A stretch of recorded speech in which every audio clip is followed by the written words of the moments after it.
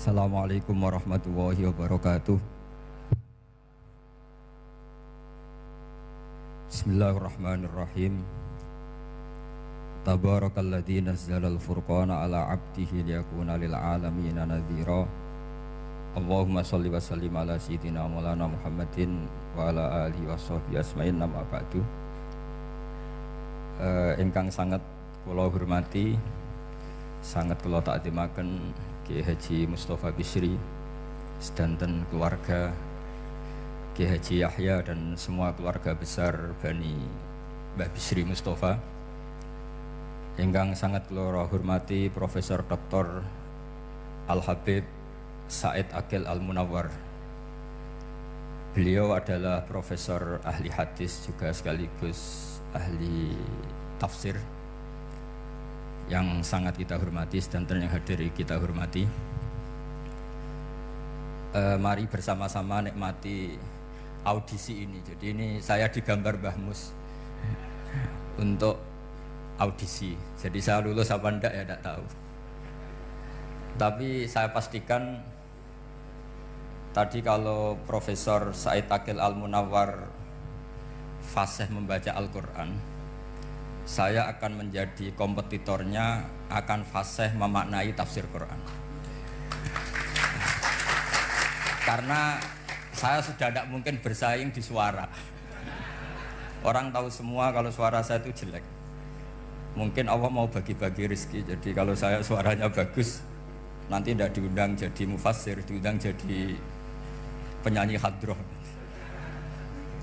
Jadi sudah itu saya nikmati saja. Begini, saya dari awal itu sudah saya perkirakan. Jadi kalau nasib saya baik, itu kalau kalian tidak paham itu akan ngomong gini, wah ilmunya Gus Bak tinggi sehingga kita tidak paham. Itu kalau nasib sedang baik. Kalau nasib saya buruk, itu minim artikulatif sehingga menjelaskannya bulat, itu pasti nggak pinter orangnya, karena menerangkan saja tidak mudah apa difahami.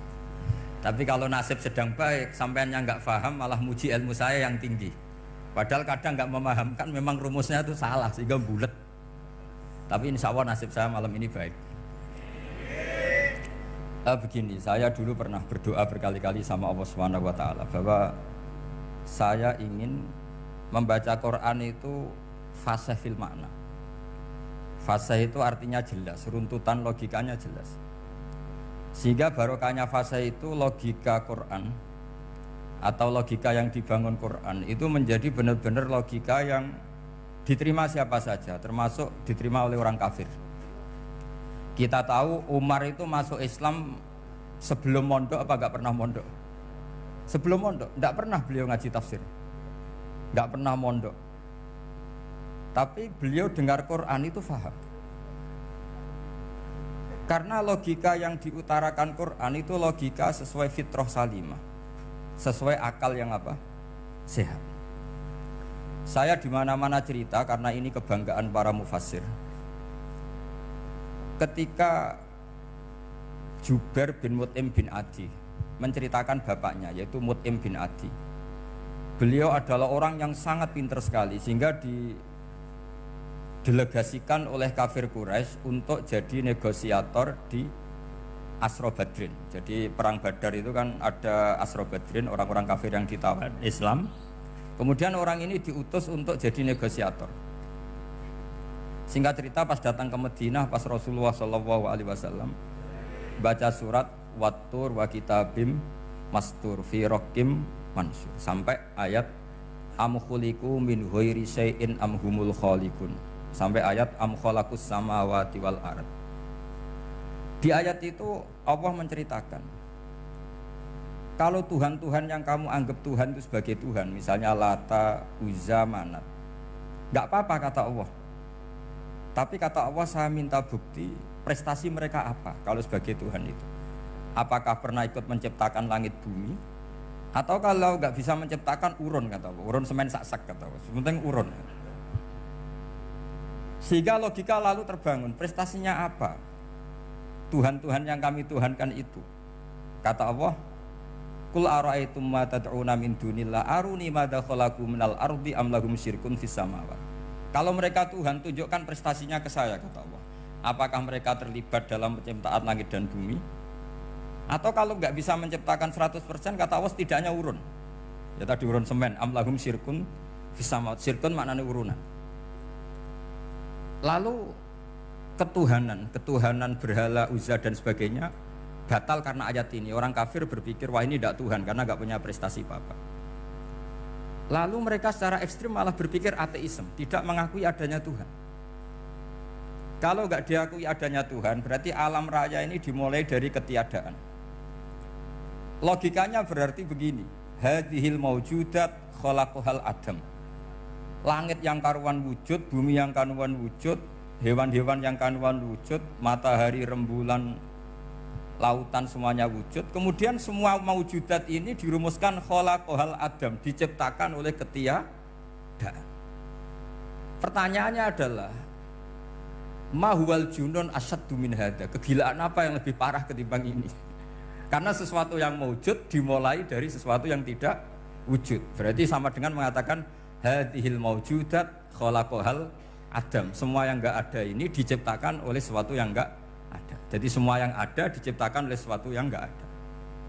Maka Quran ketika ngendikan am khuliqu min ghairi syai'in. Apakah kalian semua atau mereka semua diciptakan min ghairi syai'in, min ghairi khaliqin maujudin. Saya ngecek di beberapa tafsir, termasuk bukan kitab tafsir tapi maknanya sama seperti di Ihya. Masa alam raya seindah ini, seeksistensi ini, senyata ini kemudian diciptakan oleh sesuatu yang tidak ada. Mereka akhirnya mikir, ya harus diciptakan oleh sesuatu yang ada. Nah, karena sesuatu yang ada ini posisi pencipta, maka harus berstatus super. Nah, super ini oleh ulama dibahasakan wajibil wujud. Maka zat yang menciptakan ini namanya zat sing wajibil wujud. Lalu wajibil wujud ini oleh Islam disebut Allah Subhanahu wa ta'ala. Kayak apa fasihnya Quran bikin logika? Atau orang yang jadi Tuhan itu yang mengklaim sebagai Tuhan? Itu juga mungkin, yang penting mewujud. Siapa itu? Fir'aun. Fir'aun itu mengaku sebagai Tuhan. Dia sudah sah dari segi dia wujud. Namanya orang wujud punya eksistensi, mungkin berkreasi. Saya ulang lagi, namanya orang wujud punya eksistensi, tentu mungkin berkreasi. Tapi pertanyaannya begini, ketika Musa tanya, pertama ditanya Musa, lalu kamu kalau menyembah selain saya, nyembah siapa? Kata Musa, Rabbul Alamin. Siapa Rabbul Alamin? Rabbus samawati wal ardi, yang menuhani langit bumi. Terus kata Fir'aun, tidak jawab, manggil Haman. Haman, kamu kan arsitektur, coba ibnili sorhal ali abluhul asbab. Ya Haman ibnili sorhal ali abluhul asbab. Bangunkan satu piramida yang tinggi, la'ali at-tali'u ila ilahi Musa, saya ingin melihat Tuhannya Musa. Lalu kemungkinan Tuhan di bumi, kata Fir'aun, ma'alim tulakum min ilahin ghairi. Kemana-mana saya melihat yang jadi Tuhan saya. Musa ngerti kalau Fir'aun ini pekok cara bahasa Jawa itu menerangkan sifatnya Allah itu dengan sifat yang sederhana, tapi justru dengan sederhana ini Fir'aun tidak bisa jawab. Terus Nabi Musa ganti argumentasi, Rabbukum wa Rabbu abaikumul awalin, yang nuhani nenek moyang kamu, leluhur kamu. Itu terperangah, kagetnya bukan main Fir'aun. Karena para umatnya, para punggawanya lalu berpikir, kalau ini Tuhan berarti buyut-buyutnya nggak ada Tuhan, kan Tuhannya datang terlambat.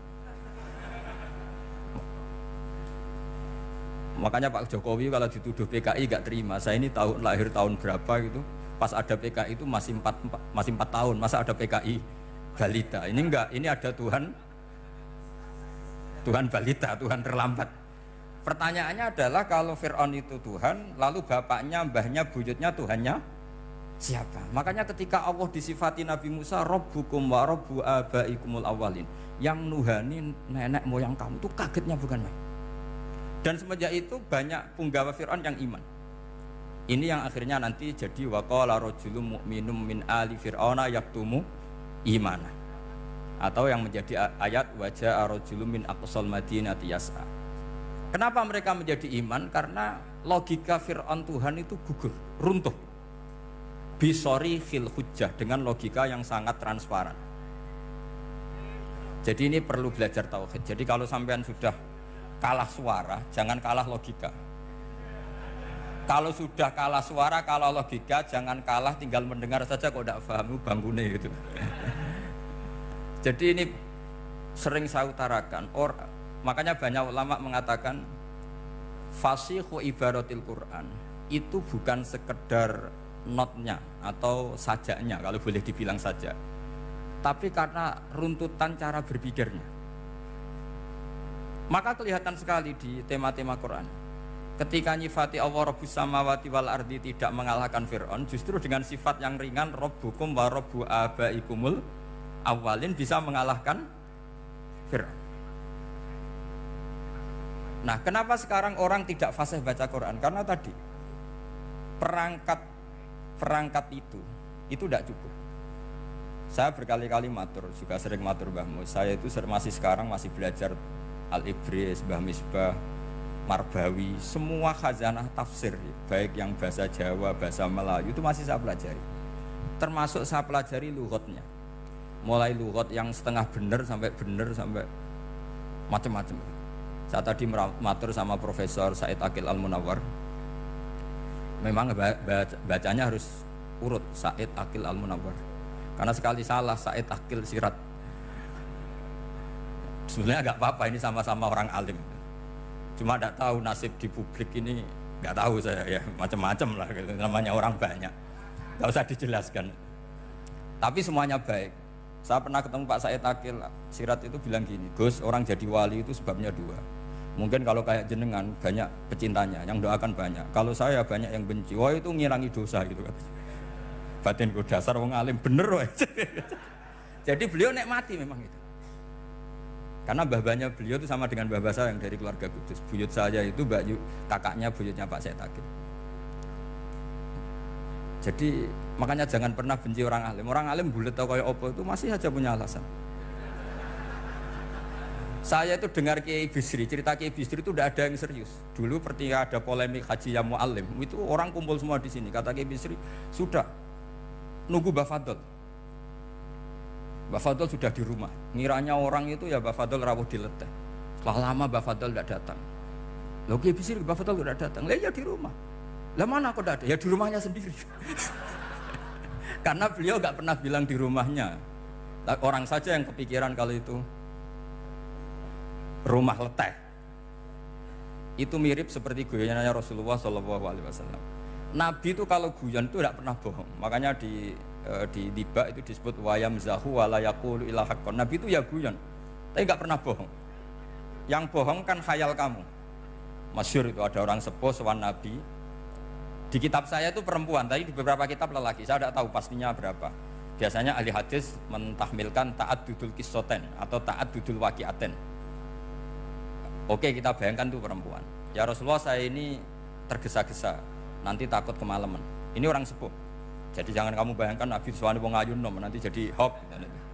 Orang sepuh. Oh di sini aja, tidak usah tergesa-gesa pulang kata Rasulullah. Lah nanti gimana, saya jalan kaki ya Rasulullah sampai kampung saya itu nanti malam. Kata Nabi, la ahmilan naki alab nidnaqo. Santai saja, nanti tak pinjemin anaknya unta. Kata perempuan tadi, ma fa'altu bibni naqo. Apa yang bisa saya lakukan dengan anaknya unta? Sudah, tenang saja kata Nabi. Setelah mau pulang, disiapkan unta, ya unta tua, unta layak dinaikin. Ya Rasulullah, ini kok unta tua? Katanya anaknya unta. Nabi dengan santai, oh masih tua ya anak unta kata. Jadi itu menafsirkan anaknya unta cilik itu kan pikirannya kamu kan. Sebetulnya anak unta itu ya tua pun anak unta. Maka saya itu yang termasuk bangga. Nasib saya nanti insya Allah kayak Gus Mus, kayak Gus Dur, sampai tua dipanggil Gus. Tapi saya niatnya lebih buruk supaya nanti kalau saya salah pantas mau ngijek Gus. Tapi dalam kompetisi kadang Gus itu kalah. Itu dulu di Pondok Sarang tuh kalau ke WC itu antri. Itu yang di WC didodok supaya cepat keluar. Ayo cepat keluar, saya Gus. Dikira teror Gus itu yang di WC menjadi takut. Yang dalam WC gak kalah, saya malah kiai. Sehingga jadi memang kacau, kalau sudah logika itu kacau. Tapi di Ihya kitab yang populer dikaji di pesantren, itu ada babnya. Qadiyat itu pengarang tentang betapa wajibnya takzim sama Rasulullah. Tapi punya bab mizahun Nabi, guyonan-guyonannya Kanjeng Nabi. Cuma Nabi seninya tadi wala yaqulu illa haqqan. Meskipun guyon itu enggak pernah bohong, itu butuh seni itu. Bohong apa guyon tapi tidak pernah bohong. Tapi umatnya ada saja yang pernah niru, ya termasuk Ki Bisri tadi. Sudah nunggu Mbah Fadl, sudah di dalam. Ketika ditunggu ternyata ya dalamnya Mbah Fadl sendiri, bukan di dalam apa? Leteh. Ada seorang raja yang gemar kawin karena orang Arab gemar kawin. Itu setiap ada perempuan cantik ingin dinikah. Nikah itu masih baik, jadi sama ndak usah anti. Soal kamu dengki sama orang poligami itu ya hasut gitu namanya. Yang layak biar poligami asal ada yang mau dan siap-siap ada tambah satu hilang satu. Biasanya kan. Singkat cerita dia itu cinta sama seorang perempuan. Nah perempuan itu ditanya-tanyakan sama pemuda situ ajudan dia, gimana saya boleh nikahi itu? Jawabannya tadi kaifatang kihuha wa qad ra'aitu qabbalaha rajulun. Kok kamu nikahi gimana? Saya pernah melihat dia itu dicium seorang lelaki. Kamu itu seorang raja, masa nikahi perempuan yang pernah dicium seorang lelaki? Wah itu miso-miso raja. Udah enggak. Saya ini raja muslim soleh, masa nikahi orang yang pernah dicium lelaki? Suatu saat si pemuda ini menikahi perempuan itu. Mangkelnya bukan main, karena dia saingan sama raja, gak mungkin menang. Satu-satunya menang itu bikin hoax tadi itu. Ini cerita ini di Ithaf loh, di sarahnya Ihya. Kamu kira di ini di cerita Alfu Yaumin wa Lailatin Abu Nawas, enggak, ini cerita di Ithaf. Kitab yang sangat sakral karena sarahnya apa? Ihya. Setelah nikah maki-maki raja, orang tidak punya harga diri, perempuan pernah dicium orang kok dinikahi. Tadri mandalikar rojul, kamu tahu siapa lelaki itu? Huwa abuha, yaitu bapaknya. Oh terrajan wasem, nggak ngerti itu. Jadi apa? Kiai-kiai dulu itu rileks. Sehingga saya datang ke sini ketika diminta sama Mbah Mus, sebenarnya nggak diminta, diperintahkan. Karena pasti pakai agak-agak otoriter gitu, karena di atas kita, jauh di atas kita. Mbah Mun guru saya aja manggil beliau Lek. Karena kita tahu Mbah Mus punya ibu, ibunya itu binti Khalil Harun. Mbah Khalil itu, saya punya manakibnya banyak tentang Mbah Khalil Harun. Jadi beliau itu adiknya Umar Harun. Mbah Umar Harun itu dulu alim-alimnya Ki Sarang, setelah Mbah Ghazali itu Mbah Umar Harun. Termasuk Mbah Khalil Harun yang ngaji sama kakaknya Umar Harun. Setelah beliau alim alama, singkat cerita setelah menyelesaikan pendidikan, pindah ke Kasingan itu dibawain santri oleh kakaknya namanya Umar Harun. Nah Mbah Harun itu punya istri namanya Mbah Sinto, itu saudaranya Mbah Ghazali.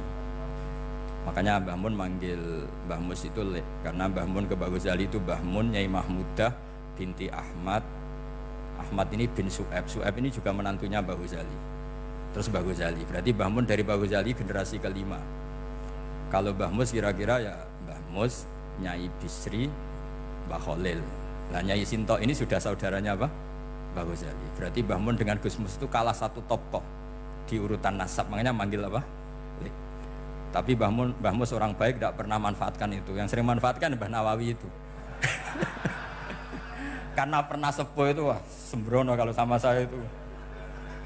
Saya di mana-mana itu digosipkan murid beliau.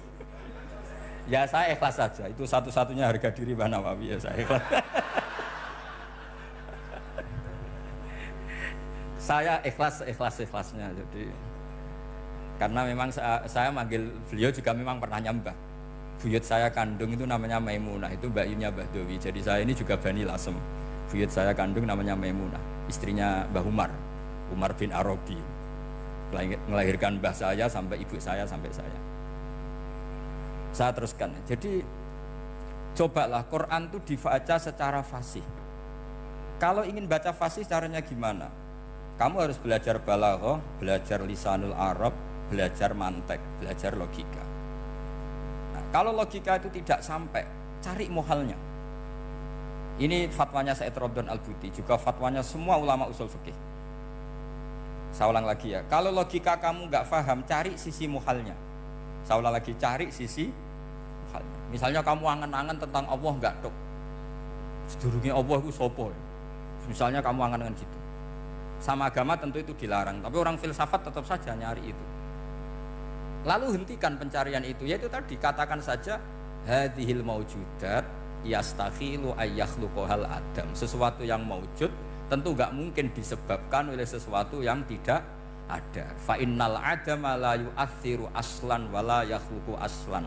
Namanya sesuatu yang enggak ada pasti tidak berstatus pencipta. Namanya saja enggak ada. Akhirnya la budda min ayyasbiqu hadzal alam maujudun. Maka alam ini harus didahului sesuatu yang maujud.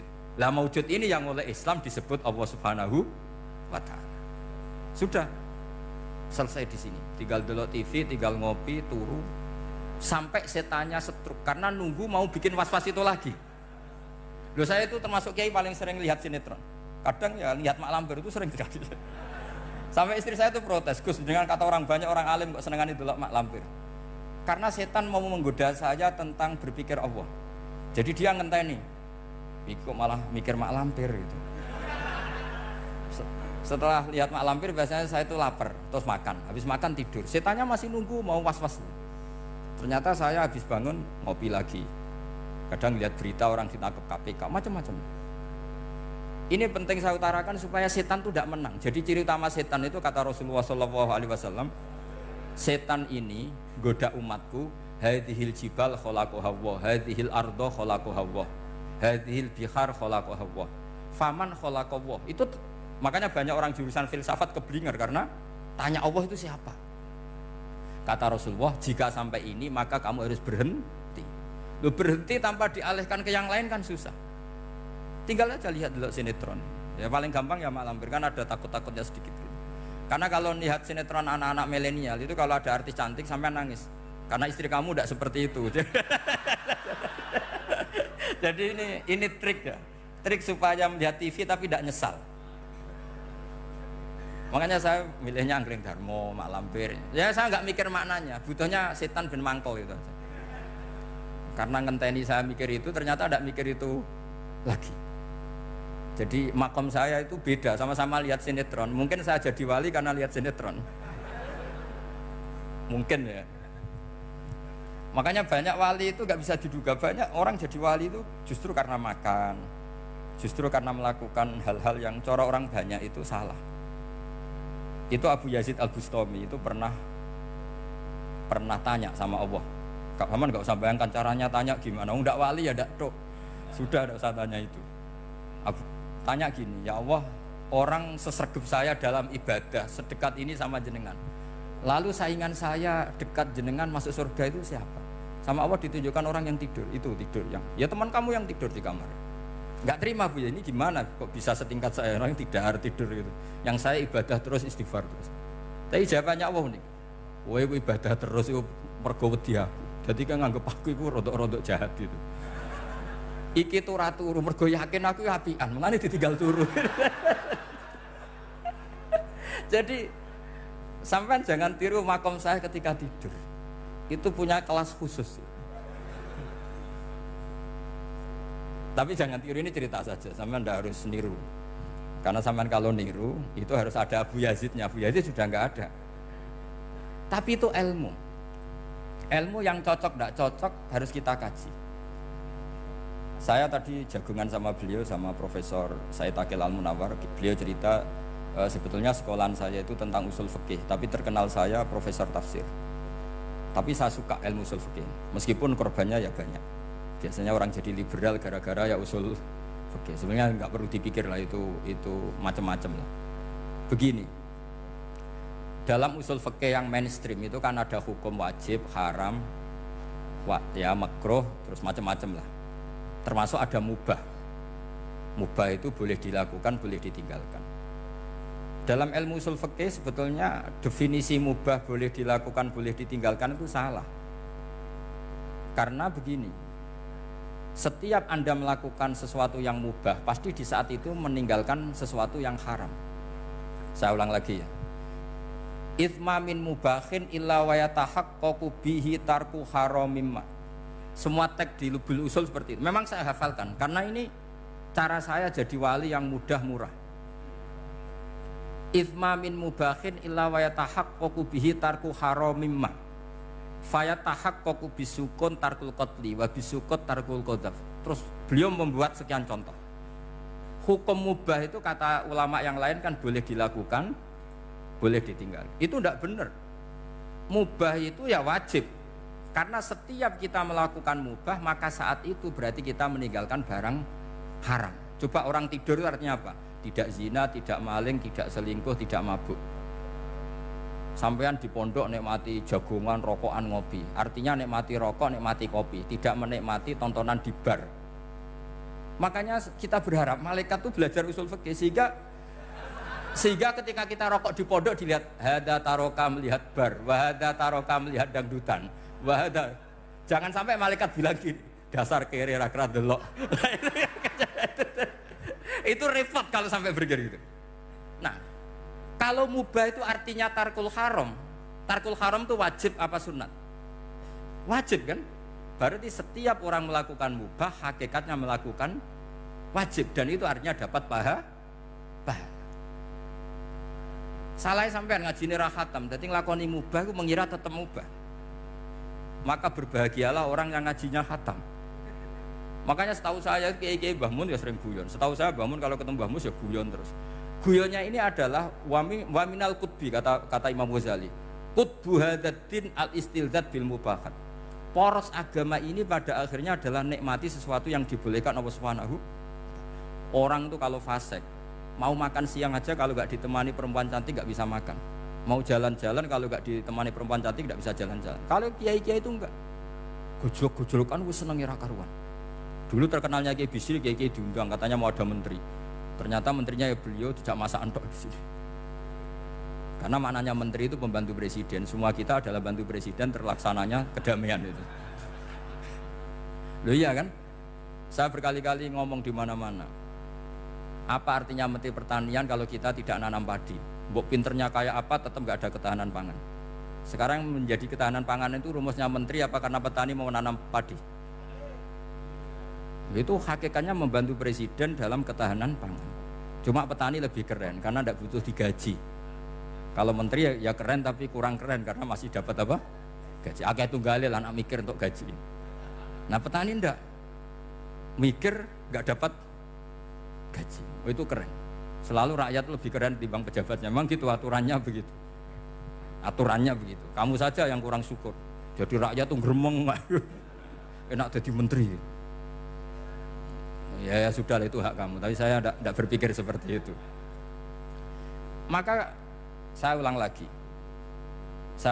ya. Kenapa saya ngomong seperti ini? Supaya tadi saya sudah bilang, saya sudah nggak menang dalam suara, harus menang dalam logika. Karena ini audisi, ini audisi. Di kabar Mbah Mus, nanti yang menang siapa tidak tahu saya. Tadi Pak Mu'ad, sekarang saya, kemarin Gus Yobur nggak tahu saya. Nanti masuk nominasi apa nggak tahu. Begini. Kalau artinya fi'lul mubah itu tarkul haram, saya ulang lagi. Kalau fi'lul mubah itu artinya tarkul, maka mubah ini spesial sespesialnya. Sehingga Allah kadang ngendikan sederhana sekali. Wa min ayatihi manamukum billaili wan nahar. Termasuk ayatnya Allah adalah kamu ditakdir tidur malam hari maupun siang hari. Kalau kamu enggak malam hari, subuh hari, pagi hari, siang hari. Kenapa dihitung wa min ayatihi? Sekarang kalau ada pakar medis, pakar kesehatan bilang ini kalau kurang istirahat mati, kalau kurang istirahat jantungan. Berarti tidur adalah menghilangkan penyakit jantung. Obat paling mandi dengan orang rutin tidurnya itu masih mandi orang rutin tidurnya. Kamu beli obat harganya 1 miliar tapi nggak pernah tidur 3 hari, tetap taqabbalallahu minna minkum taqabbal ya karim. Maka yang penting itu obatnya apa tidurnya? Tidurnya yang dibantu obat. Tapi kalau obat tok gak dibantu tidur masih sakit. Berarti penting mana tidur sama obat? Karena penting tidur wa min ayatihi. Orang kayak sampean sering delok YouTube, delok gambar macam-macam. Barokah mana dengan tidur? Wong nak melek mripate delok macam-macam. Barokah tidur. Jadi tidur adalah perlawanan terhadap keinginan melakukan haraman. Ya, saya ulang lagi, tidur itu adalah perlawanan terhadap keinginan melakukan keharaman. Jadi kalau mau tidur nyati gini, ya Allah siap tidak berangan-angan tentang maksiat, terus tidur. Oh itu wa min ayatihi. Jangan kok gak di duit terus ngombe sing akeh ben iso ngantuk. Wah ini tidur yang untuk melawan kemiskinan. Supaya lupa utangnya tidur, lupa kasusnya, itu udah akan jadi wali yang seperti itu. Kalau jadi wali tak gugat gitu. Nah, sehingga karena mubah itu tarkul haram, Allah itu sering menghitung ibadah yang super itu halal mubah. Misalnya Allah ngendikan kulu washrobu, kamu harus makan. Sekarang gini, jaga kesehatan itu wajib enggak? Wajib. Kalau saya tidak sehat tidak bisa ngaji di sini. Apalagi Mbah Mus kalau nggak sehat ditunggu orang se-Indonesia fatwanya. Dan di antara cara sehat kamu harus makan. Kalau nggak makan sakit. Lalu makan dengan posisi menyehatkan orang yang bisa fatwa, bisa mulang, bisa macam-macam. Posisi ini super apa tidak super? Super. Maka Allah kadang sederhana ngendikan ibadah itu kulu wasrobu cung kowe yo mangan yo. Tapi ayat ini menjadi tidak hebat kalau dibaca orang tidak pernah ngaji usul fikih. Pangeran piye toh? Trimo ngongkon mangan kowe dikongkokno kulu. Wis ora usah ngono ya wis mangan. Rusak Quran kena makna niku rusak. Kamu tahu superiornya ayat kulu wasrobu kalau belajar fa inna fi'lal mubah berarti tarkul haram karena saat melakukan mubah artinya tarkul haram. Dan tarkul haram itu penting. Sekarang gini, merusak diri sendiri haram apa enggak? Haram. Untuk supaya tidak rusak kamu harus makan. Berarti makan wajib apa sunat? Wajib. Lho sing haram itu kalau loden tulung piring dintekno. Nah, dengan cara pemaknaan seperti ini, Quran akan superior. Bahkan di ayat-ayat yang kelihatannya sederhana, kulu washrobu wala tusrifu. Ketika Nabi Musa dimenangkan mengalahkan Fir'aun, itu Allah firman pertama gitu, kamu harus makan mimma razaqnakum. Cuma syaratnya wala tadghaw fihi fayakhilla alaikum ghadab. Kalau kamu berlebihan nanti dapat ghadab saya. Nah khawatir saya kalau ilmu ini sudah hilang terus ayat-ayat yang biasa tentang kemanusiaan dikira biasa. Padahal ayat ini super, misalnya nikah. Nikah itu oleh Allah, perempuan yang kita nikahin itu oleh Allah disebut surga.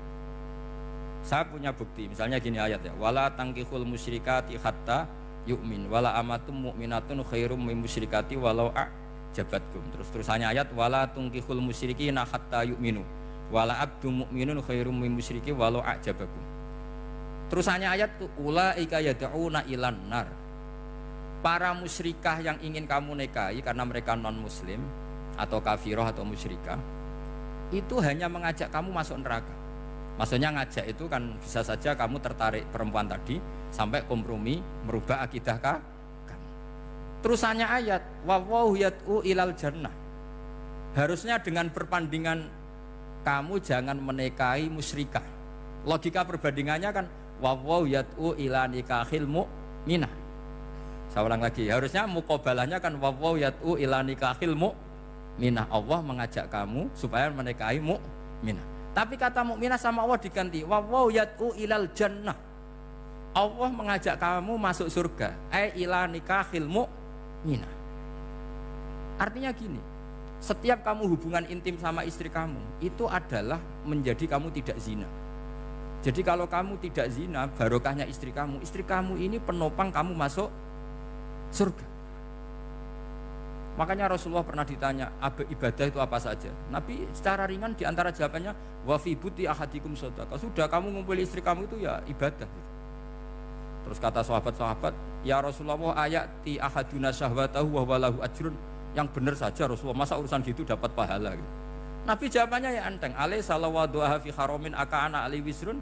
Kalau dia salah yang dikeloni kan ya dosa. Berarti kalau ngeloni yang benar juga pahala. Berarti istri kamu itu jannah surga. Cuma jannah yang agak aneh karena rewel itu agak aneh. Jadi itu jannah yang agak aneh. Maka supaya jannah ini tidak aneh, kata Rasulullah itu cara suami istri itu kata Rasulullah halla jariyatan tula ibuka wa tula ibuka. Sebagian riwayat halla jariyatan tudhahikuha wa tudhahikuka. Kamu cari perempuan yang gampang guyon, gampang rileks. Mula abah itu rileks, mudhahaka ya rileks. Saya berkali-kali cerita, saya ini termasuk orang yang nggak pernah diskusi penting sama istri saya karena takut tegang. Biasanya kalau tegang itu yang suaminya kalah. Jadi saya itu nggak pernah diskusi penting. Saya kemarin mau ke Pasuruan ya, mau ke Peloso itu ditanya mau kemana, ya tidak tahu. Terus pulangnya kapan? Ya nggak tahu. Wong kok rohan. Ya saya senang saja. Enggak roh itu artinya kan bodoh. Orang bodoh itu enggak mukallaf, artinya enggak dosa kata saya. Jadi saya ngambil hikmahnya saja. Anda takut, ditakoki kok jawabannya ora jelas. Ora jelas itu misteri. Memang dunia itu penuh misteri. Pokoknya tak itu. Pokoknya yang kira-kira itu jadi tidak penting. Rasulullah tuh kalau debat sama istrinya ya milih gitu, milih mula abba mudhahaka. Saya punya sekian cerita betapa Rasulullah tuh rileks ngadepin cemburu-cemburunan. Sayyidah Khadijah tentu orang yang super bagi Rasulullah.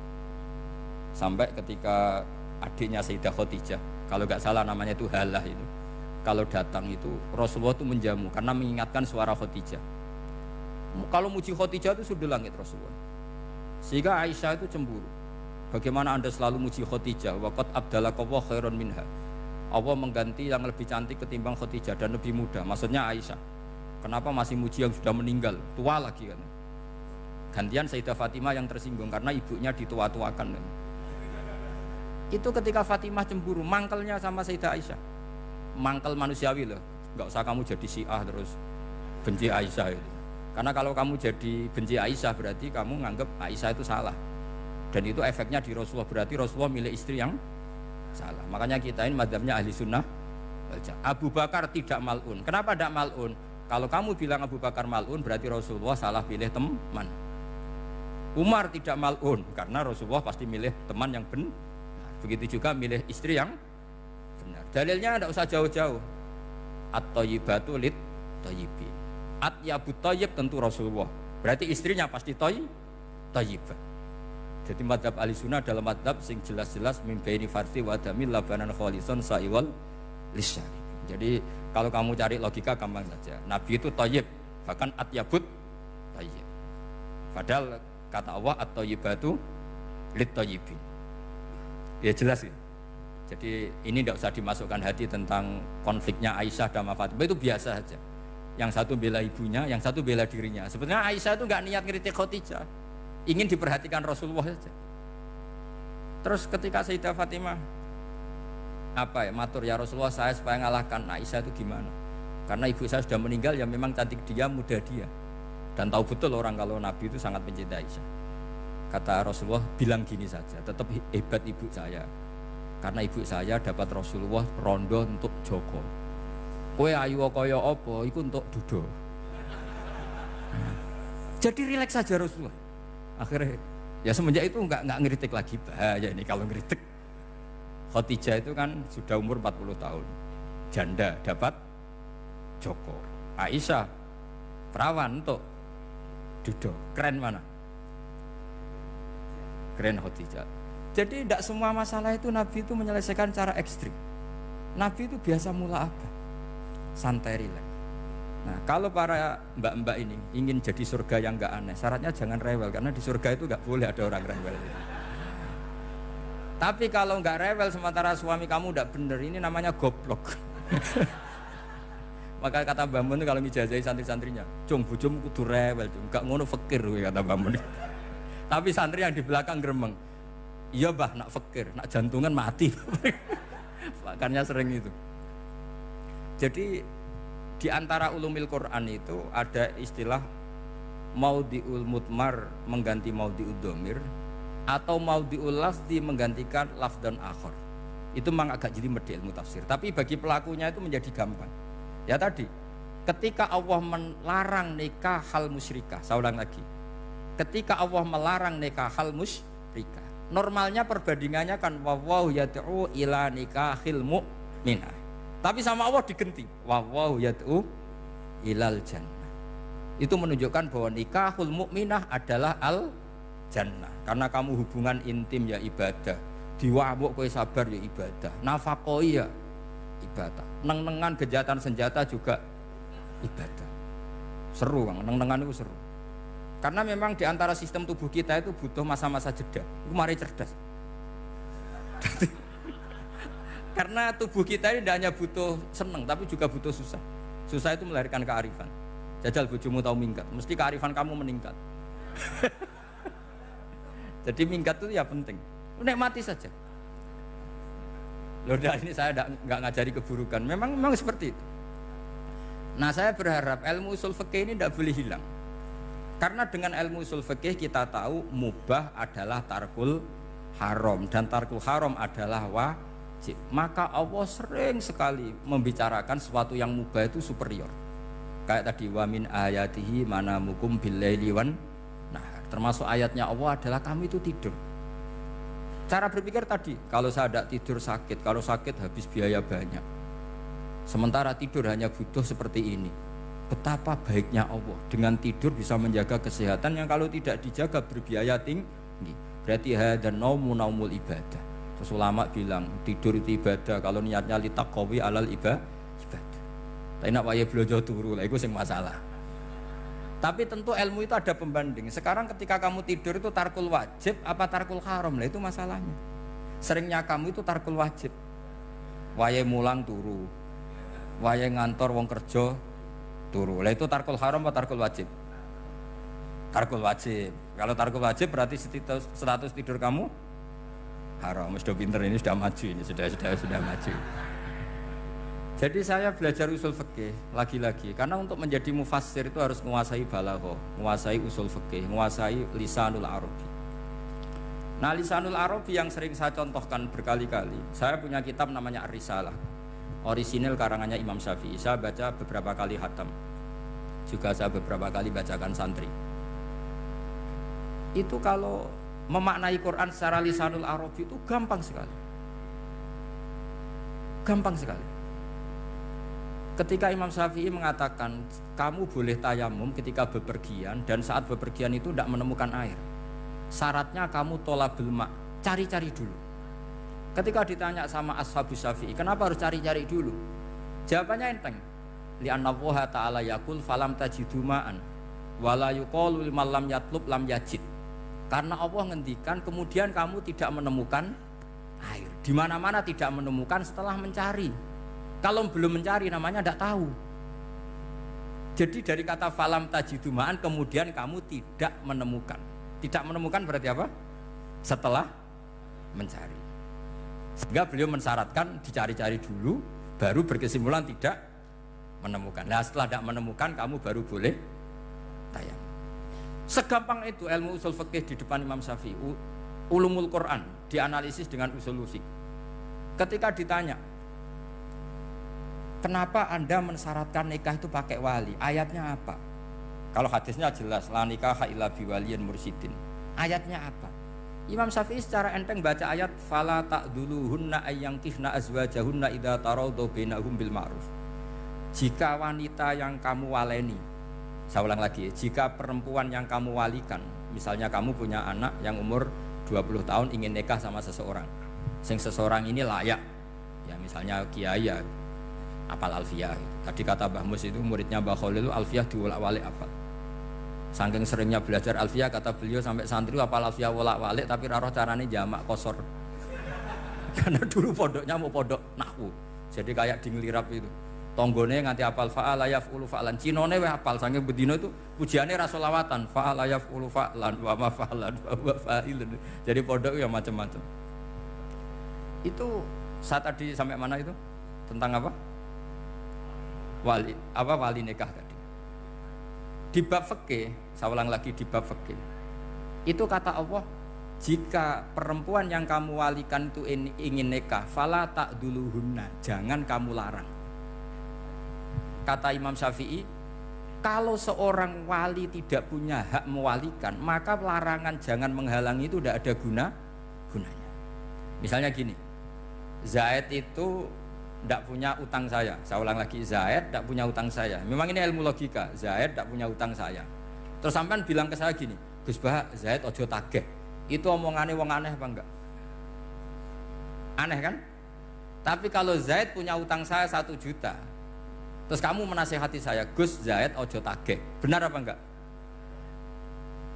Wali itu punya hak melarang. Saya ulang lagi, wali berarti punya hak melarang putrinya tidak nikah. Sehingga diperintahkan Allah, kamu jangan pernah melarang. Berarti punya hak melarang. Kayak tadi, Gus ojo tageh, berarti aku dia hak nageh. Misalnya otoritas bandara ATR, pesawat Boeing sekian-sekian Lion bolehkan landing di sini karena operatornya punya hak melarang, juga punya hak mengizinkan. Tapi kalau orang lain kamu bilangin pesawat Lion nggak boleh landing di Semarang, orang lain yang nggak terkait dengan otoritas itu, aneh nggak omongan itu? Aneh. Kalau wali dilarang menghalangi perempuan ingin nikah harus memberi izin maksudnya, maka berarti wali punya hak menikahkan. Paham yang saya maksud itu? Makanya Imam Syafi'i mensyaratkan seorang perempuan yang nikah harus pakai wali. Jadi segampang itu. Kitab Ar-Risalah menerangkan ulumul Quran. Dan dalam banyak hal ulama dulu tuh, makanya saya tadi berjanji karena Quran itu bisa kamu baca fasih, kamu dengerin suara enak ya enak, kamu dengerin logika yang enak ya enak. Jangan sampai kamu udah dua-duanya. Suaranya sudah ada enak, logikanya tidak enak, itu kacau namanya. Ketika Imam Syafi'i ditanya, bagaimana hukumnya uzubah? Uzubah itu gak nikah. Padahal ada hadis faman rohiba an sunnati falesa. Kata Imam Syafi'i ya gak apa-apa. Kenapa? Fa inna Allah ta'ala dzakara 'abdan sholihan wa qala wa sayyida wa hasura wa nabiyya minas sholihin. Allah menyebut nabi yang soleh, dan di antara nabi yang soleh itu ada yang berstatus hasur. Hasur itu tidak ada keinginan sama perempuan, akhirnya tidak nikah. Berarti tidak nikah itu boleh karena ada nabi yang tidak nikah. Segampang itu dulu. Saya punya kitab, saya ini baru gencar-gencarnya kampanye kitab Syajaratul Ma'arif. Karena memang kitab itu bagus, menurut saya simpel dalam memahami Quran. Jadi anggap saja ini bentuk penghormatan saya sama Ki Bisri yang sudah mengkhidmati, mengenalkan ulumul Quran lewat tafsir Al-Ibris. Yang Ki Misbah punya tafsir Al-Iqlil. Memang dua beliau itu kalau yang satu ngarang terjemah Alfiyah, yang satu yang ngarang satu. Ini dua kutub yang berbeda, yang satu sangat rileks, yang satu sangat seperti itu. Nggak usah diterjemah nanti jadi repot. Itu ulumul Quran yang ditulis Syajaratul Ma'arif itu gampang sekali. Misalnya begini, beliau bikin judul Babun Nafil Ibad Bikullil Bilad. Bab seseorang harus manfaat kapan saja dia berada. Itu terus beliau qala ta'ala wa ja'alani mubarakan ainama kuntu. Ciri utama para nabi itu ngendikan wa ja'alani mubarakan ainama kuntu. Saya dijadikan di mana-mana itu berkah. Jadi seseorang hidup harus di mana-mana manfaat. Terus ketika beliau ngendikan babun la yutrakul haqqu li ajlil batil, bahwa kebenaran tidak boleh ditinggalkan hanya karena ada banyak kebatilan. Beliau terus ngendikan inna sofal marwata min sya'airillah faman hajjal baita wa atamara fala junaha alaihi ayat tawafa bihima. Jadi di Sofa itu ada berhala namanya Isaf, di Marwah ada berhala namanya Nailah, atau sebaliknya pokoknya Isaf dan Nailah. Terus sahabat kalau mau sa'i itu merasa dosa karena harus melewati berhala-berhala itu, sehingga mereka tanya ya Rasulullah, saya ini tetap tawaf gak? Padahal di tempat-tempat itu ada berhala. Terus kata Allah tetap tawaf. Nah tetap tawaf ini artinya apa? Melakukan barang hak meskipun di situ banyak kebatilan. Itu manhajnya para orang-orang alim kita. Mbah Mun, Mbah Mus itu ya berkawan sama orang yang macam-macam. Kamu tidak usah ngeritik, itu fikihnya sudah kelas tinggi. Fikihnya tuh la yutrakul haqqu li ajlil batil. Saya di mana-mana cerita. Saya punya kitab namanya Khilyatul Auliya wa Tabaqatul Asfiya. Itu syarat kamu kalau daftar wali harus punya kitab itu. Khilyatul Auliya wa Tabaqatul Asfiya. Itu karangannya Abu Nu'aim Al-Asfihani. Kitab itu yang jadi indukan Ihya ketika menyebut manaqibul akhyar. Kita tahu Ihya kalau bab tasawuf mengikuti Kutil Qulub yang dikalang Abu Thalib Al-Makki. Kalau fikih tentu beliau mengikuti Imam Haromen gurunya, yaitu kitab Nihayatul Matlab fi Dirayatil Madhab. Kalau manaqibul akhyar beliau mengikuti kitab Khilyatul Auliya. Dan ngikuti itu penting kalau dalam tradisi kiai. Enggak boleh seorang kiai kok mikir sendiri, namanya mustakil. Kalau mustakil itu mubtadi', bikin tatanan baru dalam agama. Justru ulama itu harus niru sebelumnya karena sanad itu harus musalsal, enggak boleh. Imam Syafi'i bilang haram terus kamu bilang halal. Terus murid kamu bilang makruh. Terus muridnya kamu ya pokoknya khilaful aula, enggak boleh gaya-gayanan gitu. Kalau di kampus plagiat itu dilarang, kalau di pondok itu wajib. Makanya banyak kalau tes itu ngerpek karena belajar itu tanpa batas katanya. Lu kok ngerpek? Mboten ya, jari belajar kapan saja. Jadi mboten ngerpek, mutolaah pas tes. Kacau tuh santri itu. Mutolaah tapi pas apa? Tes. Itu dalam kitab Khilyatul Awliya diterangkan. Uniknya rawinya itu siapa? Sufyan bin Uyainah, orang yang sangat khusyuk, gurunya Imam Syafi'i. Kita tahu Imam Syafi'i punya guru zaman di Mekah itu namanya Muslim bin Khalid Az-Zanji. Dalam hadis ngikuti Sufyan As-Sawri sama Ibnu Uyainah. Tapi beliau intisabnya lebih ke Imam Malik ketika ngaji apa? Muwatta. Terus beliau punya guru usul fikih namanya Muhammad bin Hasan Asy-Syaibani.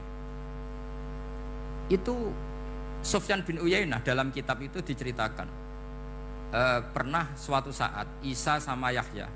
Ini supaya saya tahu fikihnya Mbah Mun, fikihnya Mbah Mus. Isa sama Yahya itu satu nabi yang sama-sama muda, yang satu angkatan. Saya berkali-kali cerita, nabi yang satu angkatan itu ada 3. Tapi yang 2 ini nggak level, yaitu Ibrahim dan Lut. Tapi nggak level karena Lut itu adalah pernah keponakan siapa? Ibrahim. Musa dan Harun, tapi Harun itu nggak levelnya Musa karena dia jadi nabi berdasar proposal Nabi Musa. Jadi Nabi Musa itu alsak, agak pelat, sehingga beliau kalau menjelaskan kesulitan, terus pakai jubir. Makanya kemarin-kemarin itu ada wali yang kalau ngomong pakai apa? Jubir. Akhirnya Nabi Musa ngendikan apa? Waj'alli waziran min ahli Haruna akhi usdud bihi azri wa asyrikhu fi amri. Ya Allah, saya ini lisannya agak pati fasih, tolong Harun sing huwa afsahu minni lisanan, yang lisannya lebih fasih tolong jadikan nabi. Sama Allah dituruti, Harun jadi apa? Nabi. Tapi yang dapat wahyu Musa, jadi dia hanya jubir. Makanya seangkatan tapi tidak level. Yang seangkatan level itu hanya Yahya dan Isa. Nabi Isa kita tahu berstatus wa yukallimun nasa fil mahdi wa kahla. Jadi mulai kecil sudah pinter. Nabi Yahya ya gak kalah keren. Ya Yahya khudil kitab bi quwwah wa atainal hukma sabiyah. Ketika kecil sudah pintar. Jadi ini rivalitas dalam ilmu. Makanya khilaf itu penting. Jangan gontok-gontokan, berarti ratau ngaji. Khilaf itu penting. Nabi Yahya itu kalau jalan-jalan sampai Nabi Isa, itu yang Nabi Yahya mesti tanya, aina khiyarun nas, rumahnya orang baik mana? Saya mau nginep di situ. Mesti tanya gitu kalau di satu perkampungan yang beliau-beliau sedang jalan-jalan. Tapi kalau Nabi Isa tanyanya aneh, aina syirarun nas, wong sing elek-elek manggone nang ndi? Akhirnya ini kan terjadi debat, tapi karena sama nabinya ya tidak debat kusir terus kubu-kubunan, kosong berapa sama kosong berapa, enggak, ini samanya ya sama-sama kosong-kosong, sama-sama orang ikhlas itu kosong-kosong. Sama lama terus debat kecil. Kenapa kamu tanya aina khiyarun nas, mana orang-orang baik? Jawabnya Nabi Yahya, ya kumpul orang baik itu enak, nyaman, teduh, enak lah. Lah kamu kenapa kok tanya mau nginep di aina syirarun nas? Ana nabiyun, ana tobibun, udawil mardo. Saya ini dokter, nabi itu dokter. Di mana-mana dokter menyembuhkan yang sakit.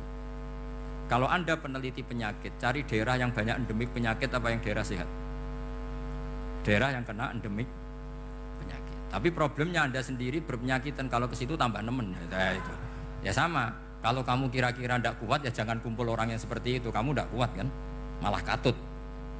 Tapi fikih-fikih kiai-kiai kita, guru-guru kita, berteman orang macam-macam tenang saja. Karena mereka kekuatan kesalehannya sudah absolut, sudah kuat sekali. Ya tentu bi'aunillah wa bitaufiqi. Sehingga kamu tidak usah meki para guru-guru kita. Saya pernah didhawuhi Mbah Mun. Ya Jong, ya aku wis ketemu Megawati. Piye-piye Indonesia kudu damai. Engko nak tukaran ya repot. Jane yo piye, aku yo kiai. Artinya beliau harus ketemu karena untuk supaya Indonesia itu damai. Beliau anggap saja makili religius, Bu Mega makili apa? Nasional. Dan Indonesia damai itu kalau ada kerjasama antara kaum nasionalis dan kaum apa? Religius. Jadi yang namanya damai itu penting sekali. Sampai Rasulullah itu pernah berdamai sama orang yang jelas-jelas kafir. Apalagi Indonesia belum sampai seperti itu. Yaitu kita tahu dalam Sulhul Hudaybiyah, Nabi berakad damai sama Suhail bin Amr. Padahal kafir. Nah, kalau kamu Qur'annya sudah seperti itu, maka Qur'an itu punya kekuatan yang luar biasa. Ketika Sayyidina Ali konflik sama Sayyidina Muawiyah, itu dirumuskan kita berdamai. Setelah kita berdamai, terus ada pertanyaan begini. Lalu orang yang sedang konflik itu nak ketemu raine, roh raine gue serasa seneng. Ning dinggon jenenge konflik ketemu raine gue serasa seneng. Oke, kita pakai mediator, kata Sayyidina Ali. Akhirnya Sayyidina Ali pakai mediator, Muawiyah pakai mediator. Terus orang Khawarij bilang, dalilnya apa mediator itu? Enggak ada Qur'annya. Itu orang Khawarij. Sama nggak usah tanya kalau orang sekarang yang apa Gus? Wah itu mari fitnah, itu provokator berarti tanya gitu. Singkat cerita terus Sayyidina Ali itu agak marah karena beliau terbentuk oleh Quran. Itu spontan Sayyidina Ali baca ayat wa in khiftum shiqaqa bainihima fab'atsu hakaman min ahli wa hakaman min ahliya. Jika suami istri menghadapi konflik, di mana-mana konflik roh raine kan gak seneng. Maka yang keluarga lelaki kirim mediator, yang keluarga perempuan kirim. Terus dari Sayyidina Ali wa ummatu Muhammad a'dhamu min amri rajulin wa imra'atin. Umatnya Muhammad lebih serius ketimbang urusan lelaki dan perempuan. Wong suami istri saja kalau konflik butuh mediator, apalagi hadhil ummah. Segampang itu mereka istidlal. Jadi mediator dalilnya mana ya? Dalilnya wa in khiftum shiqaqa bainihima fab'atsu hakaman min ahli wa hakaman min ahli. Dulu Quran itu seperti itu. Nah sekarang problemnya Quran itu tidak dikaji seperti itu, sehingga fasihul ibarat atau fasihul akli atau balaghatut ta'aqqul itu enggak ada. Makanya saya ini pengagum kitab Ibnu Hajar al-Asqalani yang nyarai Bukhari. Kata Ibnu Hajar al-Asqalani, termasuk mukjizatnya Quran adalah al-iltizat al-aqli. Akal itu menjadi nyaman. Itu uniknya yang dicontohkan seperti ngaji saya malam ini. Misalnya Allah ngendikan am khuliqu min ghairi syai'in, yang namanya maujudat tentu diciptakan sesuatu yang maujud. Karena akal akan tersiksa ketika dicekoki gini, hadhil maujudat khalaqahal adam. Tersiksa enggak akal kamu sebagai orang waras dicekoki pikiran hadhil maujudat khalaqahal adam. Ini maujudat disebabkan oleh ketiadaan. Mesti kowe ra iso turu. Barang ra ono kok iso gawe iku piye? Nah ini yang dimaksud dalam ilmu tasawuf ala bi dzikrillah tatmainnul qulub. Jadi cara tenangnya hati itu macam-macam. Nak wong toreko ya wong kon wiridan. Nak koyo kula rada ahli akal, wis meneng. Alhamdulillah di pangeran sing wujud. Berarti hadil maujudat khalaqahal maujud. Berhubung maujud ini pencipta berstatus super. Super itu dalam agama disebut wajibul wujud atau musabbibul asbab atau kausa primambah lah sauni-uni. Sing penting itu ora hadil maujudat khalaqahal ada. Makanya kata beliau, Nabi itu bukan sekedar jamal suratan, ganteng secara perawakan, secara fisik enggak, tapi juga Nabi punya jamalul akal. Akalnya itu nyaman. Yaitu kita disuruh iman dengan sesuatu yang memang kita nyaman. Seperti kita disuruh iman bahwa alam ini diciptakan oleh Allah, oleh al-mawjud yang super. Kan terus nyaman. Coba kalau kamu diajarin Islam, alam ini yakini yang menciptakan adalah ketiadaan. Oh kamu kuliah sampai profesor sampai dokter pusing, ini ajaran apa? Sesuatu yang tidak ada menyebabkan sesuatu yang ada. Yaitu namanya termasuk ajaran ini indah karena ada al-iltizat al-aqli, kenyamanan apa berpikir karena terus nyaman. Ya saya kira demikian, ini audisinya selesai. Assalamualaikum warahmatullahi wabarakatuh.